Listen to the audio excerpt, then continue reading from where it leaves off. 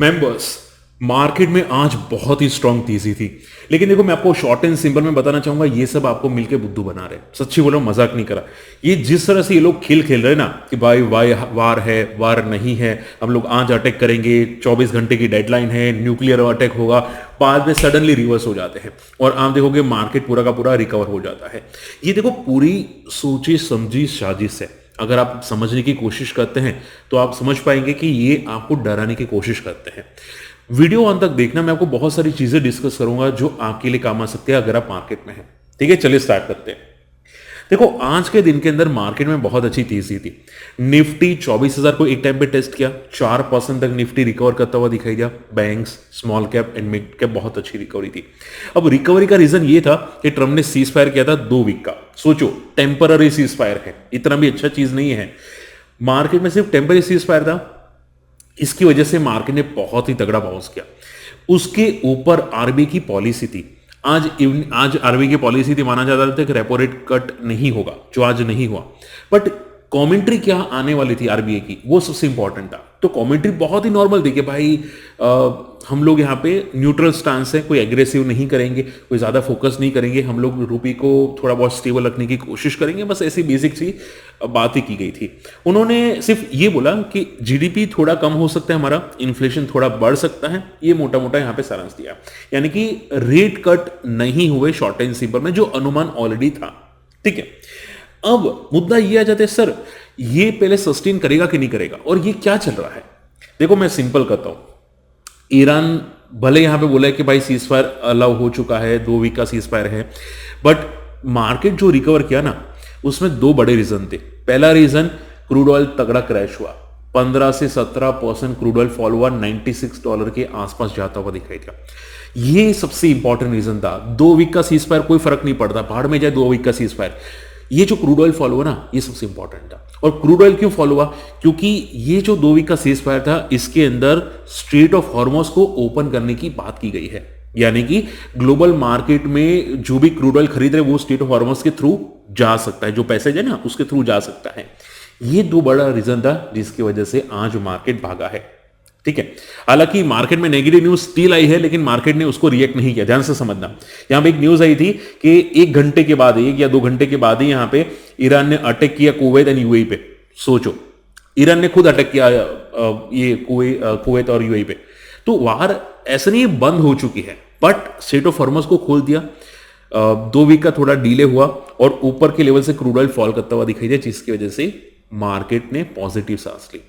ठीक है, I hope ये चीज समझ चुके हैं। अब देखो एक बात याद जरूर रखना, मार्केट में ये लोग साले सभी उल्लू बनाने के लिए बैठे हैं। आप माने ना माने, ये सब सिंपल है। सोचो, ट्रम्प ने खुद बोला था कि भाई वो लोग अटैक करने वाले हैं। अब बोला था कि 48 आवर्स की डेडलाइन, 24 आवर्स की डेडलाइन, हम लोग न्यूक्लियर अटैक करेंगे, हम लोग फलाना करें, ढिमकाना करेंगे। अरे ट्रम्प ने तो गाली भी दे दी थी ईरान को। इवन यस, डेफिनेटली गाली दी थी, वो भी ओपनली पब्लिक में।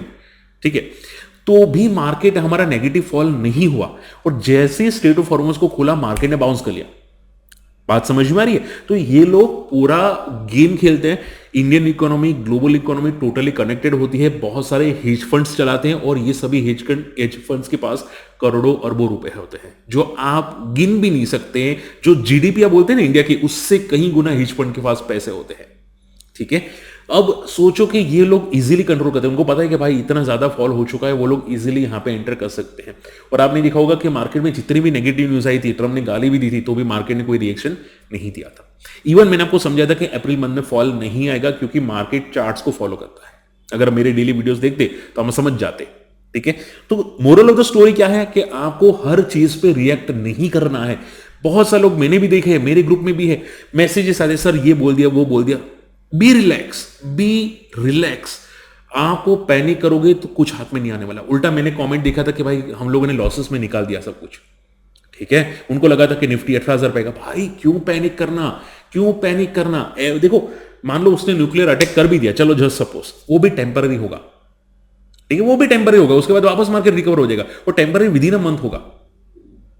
बात समझ में? Within a month market recover होगा।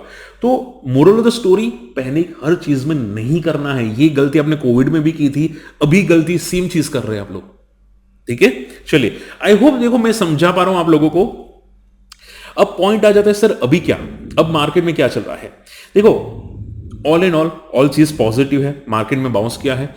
मार्केट में एक चीज आप ध्यान में रखना कि मार्केट वन शॉट रिकवरी नहीं करता, जैसे वन शॉट फॉल नहीं करता, मैंने आपको बताया था कि सपोर्ट है आसपास, पैनिक नहीं करना, अप्रैल मंथ में फॉल नहीं होगा, वैसे ही मार्केट वन शॉट रिकवरी नहीं करता, यहां से 26 नहीं जाएगा। मार्केट टाइम देगा थोड़ा बहुत, ठीक है, थोड़ा वॉलेटाइल होगा, यहां पे रिटेल को एंट्री करवाएगा, वापस ट्रैप करेगा, वापस फॉल करके, ठीक है, थोड़ा सा फॉल करेगा, रिटेल पैनिक होगी, वापस भगा देगा, ठीक है। तो अगर आप पब्लिक है ना, रिटेल है ना, तो आप खुद बोलना कि अगर मान लो यहां से फॉल करेगा, आपने शायद फंड डाला हो, आप पैनिक करोगे, बोलोगे हाँ मैं करूंगा, ठीक है। तो आपका माइंड रिवर्स होना चाहिए, रिवर्स सोचो, आपका माइंड जब तक रिवर्स नहीं होगा तब तक वो आपको डराते रहेंगे, ठीक है। तो अभी मार्केट में एक रेजिस्टेंस हो चुका है 24,000 या 24,200 के आसपास, अब एक नजदीक में रेजिस्टेंस है, वो भी टेम्पररी रेजिस्टेंस है, ठीक है।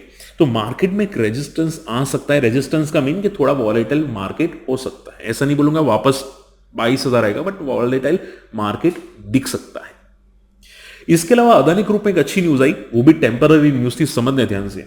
अदानी ग्रुप के जो वकील है उन्होंने यूएस के कोर्ट में यहां पे एक अर्जी दायर की कि भाई उन पे जो एलिगेशंस लगे वो टोटली बेबुनियाद है, उसका कोई सेंस बनता नहीं है और इतने स्ट्रॉन्ग एविडेंस भी नहीं है, तो उनको क्लीन चिट दे दी जाए, ठीक है।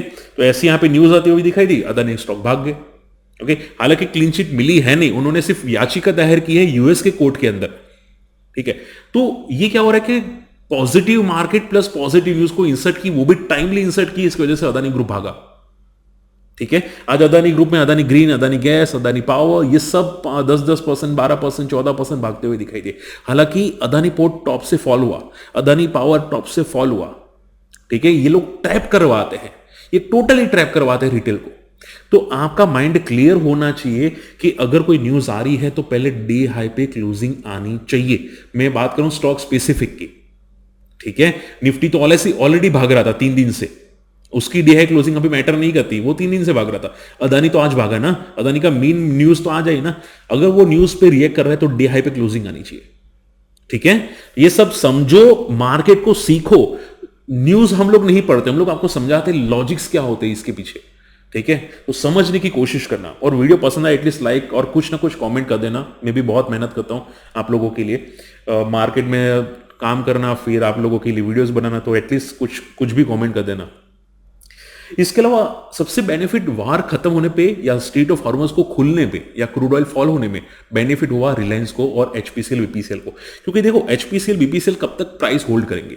आपने देखा होगा नायरा पेट्रोल ने यहां पे भाव बढ़ा दिए, फिर दूसरा भी था शेल, उसने भी अपने भाव बढ़ा दिया, ये लोग नहीं बढ़ा पा रहे थे, क्यों? गवर्नमेंट की कैप है, ठीक है।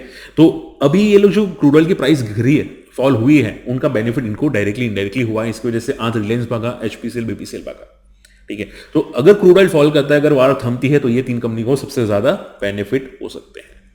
क्लियर? तो मोरल ऑफ द स्टोरी क्या है? ये लोग जानबूझ के अपने को एड़े बना रहे, पेड़े बना रहे। ज्यादा पैनिक मत करना हर चीज पे, मार्केट को समझो, मार्केट को स्टडी करो, सीखो। मैंने आपको यही समझा था कि मार्केट ज्यादा से ज्यादा 22,000 ही दिख सकता है आप लोगों को, ठीक है। सो बी रिलैक्स। आगे में मेरे डेली वीडियोस आते हैं, उसमें मैं आपको अपडेट करने की कोशिश करूंगा कि मार्केट में डेली पैटर्न्स क्या होती है, but retail public be relax, ठीक है। थोड़ी वॉलेटाइल होगी, बट अब मार्केट में थोड़ा शांत रहना। होप आज का वीडियो पसंद है, वीडियो शेयर करना, चैनल सब्सक्राइब कर लेना। मिलते अगली वीडियो में।